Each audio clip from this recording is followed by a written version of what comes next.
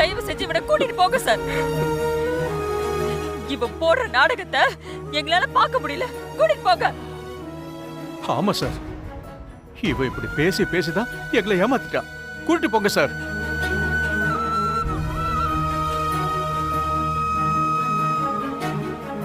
சண்டைக்கோழி, நீ நான் கொண்டு இருப்பேன் நம்புறியா சண்டைக்கோழி? சொல்லு சண்டைக்கோழி, சொல்லு.